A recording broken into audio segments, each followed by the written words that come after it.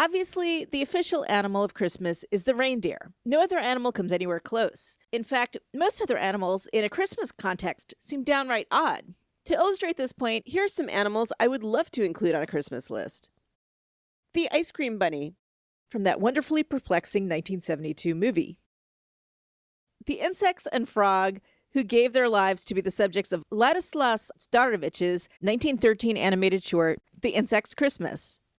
And of course, that poor monkey in the obviously uncomfortable Mickey costume from 1934's classic Laurel and Hardy film, Babes in Toyland. And he's not even the only Christmas monkey. These animals certainly deserve a holiday salute for their service, but it's clear that none of them fits with our established conception of Christmas iconography. But one could argue that the dog is a distant runner-up to the reindeer, being the most gifted live creature of the season, and the one most often forced to act in straight-to-video Christmas movies. Although they never gathered around the manger as far as we know, canines do show up quite a bit in our pop cultural attempts to immerse ourselves in winter holiday enchantment. So with that in mind, let us take a crack at counting down the top 10 dogs of Christmas. Just quick, a few of the criteria I considered. Did the dog warm my icy heart? Did the dog save Christmas? Did he make me laugh? Did she make me cry? And I tried to hit upon all the traditional Christmas categories with, of course, bonus points for stop-motion animation. Our 10th best Christmas dog is Lassie. On a Sunday evening in 1958, in an episode of her wildly popular television show, which ran for 17 seasons, Lassie celebrates the holiday by saving a little girl about to get hit by a car, throwing her own self in harm's way and getting run over, as she was wont to do for 17 seasons. The prayers of a little boy, as well as the Christmas caroling of the neighbors and their goose, help bring Lassie around, and by the end of the program, you are personally wished a Merry Christmas by the celebrity herself. A very Merry Christmas to all. Top that, rest of Countdown. And we kind of won't, at least not with number 9. I felt it essential to include a Rankin Bass character, since Rankin Bass are as pop culture Christmassy as you can get. Yukon Cornelius' sleigh dogs from the original Rudolph special were just not significant enough to make the cut, and nary a pup can be found in any of the other specials, but for the background details. So I went with a slightly unorthodox pick here, which is Santa's reindeer Vixen disguised to be a dog, central to the plot of the 1974 special, The Year Without a Santa Claus. To blend in with the citizens of a southern old-timey Dixie town, the elves disguise Vixen as a mutt. The evil dog catcher nabs her, and time is served in the pound. This leads to sickness and tears. In fact, if it wasn't for Heat and Snow Miser, this would be a pretty dang depressing Christmas special. Our number 8 best Christmas dog is Beethoven. Like it or not, terrible talking dog movies have become a fixture of Christmas, being wildly popular with children and adults who've endured the last decade without psychotropic medication. With that in mind, this is probably the best terrible talking dog movie out there. Now, in his other movies, Beethoven does not talk, but thanks to supposed Christmas magic, the entire Beethoven franchise is shepherded into the stupidest of territory. You're crazier than a calico on catnip if you really think you're going to be able to understand what I'm saying. But that aside, it's a relatively dense and coherent story, and the affection between characters feels real with this very likable cast. The bad guys are wonderfully bad, the good guys are wonderfully good, and Beethoven's drool stickums the whole thing together. I had always noticed when perusing images of vintage Christmas cards from the first half of the 20th century, especially the 40s and 50s, that an inordinate amount featured black Scottish Terriers. It finally dawned on me that the reason for this was the most famous presidential dog in the history of presidential dogs, the adorable Fala, Franklin Delano Roosevelt's beloved Scotty. Fala was a Christmas gift to FDR, thus granting him Christmas dog status, and he barely left FDR's side. He was a national sensation, not only appearing in countless photos with the president, but in newsreels, magazines, and books, and was featured in a famous presidential speech. Of note is that Fala's ghost apparently haunts the subway tracks of Grand Central Station, but that's a story for another video. Number 6. In 1998, inserted into the middle of an episode of Late Night with Conan O'Brien, was the Triumph Family Christmas Special. Along with the slutty French poodles, we were treated to Triumph, the insult comic dog, more or less singing along with the legendary Kathy Lee Gifford. Have yourself a merry... Now I know what a fire hydrant feels like. But even more special was meeting, for the first time, Triumph's kids. The Triumph family kids are all getting ready to sing Oh, come all ye faithful. No, I don't want to be on TV. I don't want to do this. Shut up! You're going to do it like I told you! I want to be an engineer. And a moving Bing Crosby-esque ending with Conan himself. Let it snow. Let it snow. Let it. Speaking of terrible dogs, since we are halfway through our list, let us now pause our countdown to briefly veer off course and ponder the worst dogs of Christmas. Number 5 is Ramona from the 2008 straight-to-video Little Spirit, Christmas in New York. This special was produced by Danny DeVito, and here he is playing a cabbie who narrates the story. While everyone in this movie looks like demented Christmas ornaments come to life, ready to shatter at any moment, Ramona is especially badly designed. The finale will bring tears to your eyes,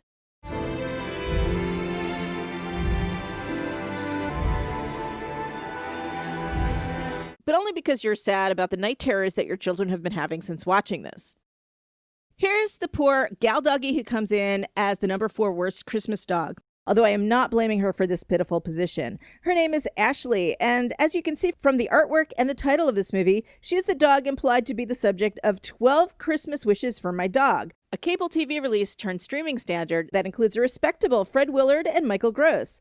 Here's the thing. In this movie, supposedly centered around this adorable reason your kids forced you to PayPal the $2.99 rental fee, you will find yourself ultimately watching exactly 2 minutes and 10 seconds of this dog, total. In a movie that is 1 hour, 28 minutes, and 36 seconds long, that is a mere 2.27% of this movie. Additionally, not a single one of the 12 wishes made during the course of this movie were for this dog. Human movie marketers, you absolutely suck. In our number 3 worst dog position, the group of pups that allowed themselves to be studied and filmed in support of the latest in Christmas technology, a song titled Raise the Woof. Wookies. Sit. Sit. Dinner time. This Christmas ditty is the first engineered specifically to please dogs. The producers, having interpreted animal behavior studies and a focus group of 25 dogs observed responding to 500 different sounds. Sure, we can see here that they had loads of fun making this, and evidence suggests dogs do react positively to this music. But listen to this song. We are proffering a stern bad dog to each and every canine sellout who participated in the making of this musical atrocity. Treat.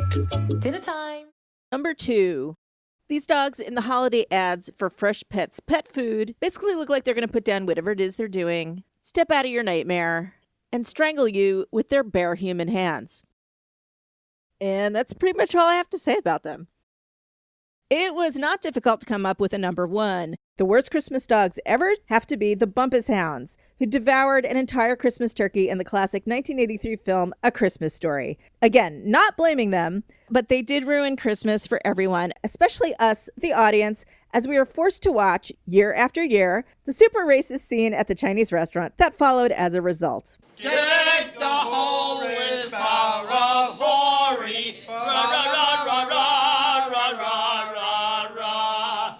Okay, back to the countdown of best Christmas dogs. Number 5 is all about the only dog-oriented Christmas song that actually matters. I am talking about the smash hit version of Jingle Bells, as barked by pups known simply as the Singing Dogs. They hit the top of the charts twice, first in 1955, then when the dogs themselves were likely deader than dead, upon re-release in 1971. The Singing Dogs were Pearl, Dolly, King, Pussy, and Caesar, and they were recorded by Danish average nobody Carl Weissman, a guy who obsessively tape-recorded bird songs, and who would get annoyed when barking dogs would interfere with his recordings. This happened so often that to punish the dogs, he decided to transform their recorded barks into a profitable hit single and wave the 45s in their faces, taunting them with their abject inability to enjoy either money or novelty music. Best dog number 4. This is a nameless pup in a wordless 10-minute short from the golden age of animation in Russia. Released in 1966, Timo's Christmas Tree, also known as Timoshka's Fir Tree, was directed by Vladimir Degtyarev for the legendary Soyuz Multifilm Studio in Moscow. This is one of the most elegant and moving Christmas artifacts you will ever encounter. There is no sweeter pup and no more poignant a Christmas story than little Timo getting angry at his pet for breaking a glass ornament and throwing her outside. The storm comes and the pup gets lost in the woods. In the end, a magical snowman, scarecrow, and some toys help pull the story together. And you, dear audience, are a 4-foot wide puddle of tears on the floor in front of your plastic tree and non-working fireplace. The number 3 best dog of Christmas is Max from Dr. Seuss's How the Grinch Stole Christmas. We know and love him from the 1954 book. We know and love him from the 1966 Chuck Jones cartoon special. And we know and feel absolutely horrible for him in the 2000 Ron Howard movie. Max is the evil Grinch's sidekick, but clearly free of any blame for the sinister doings of his master, granting a poignant portrait of ubiquitous canine love and loyalty. This, we all know, is just what dogs do. And this is why Max represents Christmas so beautifully, unlike our number 2 dog. In the number 2 slot for Best Christmas Dog, we have the immensely popular Snoopy. This dog may be the first one you think of when you think of Christmas dogs. So let me explain why Snoopy does not deserve the number 1 slot. And trust me, he has no bigger fan than me. But the thing is, Snoopy is an un-Christmas-like jerk. He goes commercial. He makes fun of his best friend. He enjoys bothering people just for the hell of it. He will cause injury just to get his jollies. But 1965's A Charlie Brown Christmas set the standard for Christmas specials, and Snoopy was the character that breathed humor and edge into a story that somehow balances treacly religious themes and human cruelty. He's the not-so-secret ingredient, and in my book, there cannot be enough Christmas ornaments and cards with his magnificent face on it. Let me quickly run through some honorable mentions. Dogs who were considered, but just did not quite make the cut. There's Lady of Lady and the Tramp, who was a Christmas present. Olive, the Other Reindeer, Good Book, Bad Special. Sweet Zero from The Nightmare Before Christmas. Benji, who deserved a far better Christmas special than the one she got. Rufus, the Canadian puppet dog who read us A Christmas Carol, brought to you by the same people who produced Puppets Who Kill. Ziggy's pal Fuzz. Pluto, who in 1932 was sold to a rich kid's family so that fatherless kittens could have a Merry Christmas. Grommets! From SCTV, the dog models for the clothing at Rex and Edna Boyle's Prairie Warehouse and Curio Emporium. Little Orphan Annie's dog Sandy. The Brits among you know Dougal from the Magic Roundabout, who called Santa a fatty. Odie, who made Garfield a back scratcher for Christmas. And finally, the weirdly cast Goofy as Jacob Marley in Mickey's Christmas Carol. And so, the number 1 dog of Christmas, in my humble opinion, and I hope many of you agree with me on this, it is The Simpsons' Santa's Little Helper. On December 17th, 1989, 13.4 million people watched the first episode of The Simpsons ever to air, this Christmas special, introducing us to the majority of Central Simpsons characters and, of course, this sweet, gentle, kind of dumb, but kind of perfect dog. He's a Simpson. Not only did this seminal episode dramatically shift the entire pop cultural landscape within 1/2 hour, but our hearts were warmed, we laughed, and we cried, and Santa's Little Helper absolutely, positively saved Christmas. Look what we got! A dog! All right, Dad! And with his name, we are forced to remember this holiday all year long, so he is never not a Christmas dog. And as if that weren't enough, he was a rescue dog. So we've gone full circle from Lassie, a dog who rescues, to a dog who is rescued, which I think is kind of a beautiful end to this list. Thank you.